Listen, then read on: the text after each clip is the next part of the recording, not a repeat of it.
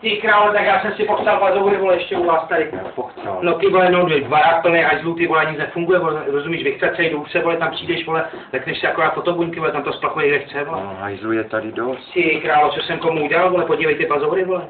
No, nic moc. No to bych řekl, že nic moc, vole. Ty ve, kde mám auto?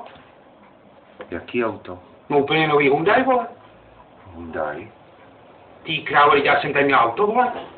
To mi neříkej, vole, že mi na ČMF se ukradli auto, vole. To neříkám. Ty králo. Ty vole, kdo zatím stojí, vole?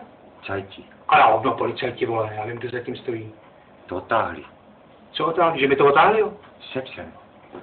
Ty králo, vole, to je to paroubkovo gestapo, vole, rozumíš, vole, se jej vychcat, vole, a ti otáhnou auto, vole. Ty vole, jak to budeme řešit teďkon, vole? Jiřík ještě spí, vole, jsem ho slíbil odvízt domů taky. Ožrali. Ty králo, to jsou svině, vole. No, Rozumíš, vole, a ty my si platíme, vole. No nic, tak já tě to hodím svým služebním. Jako tím žukem vaším, jo. Svazovým. Ty vole, mě jebne, vole. A i mě.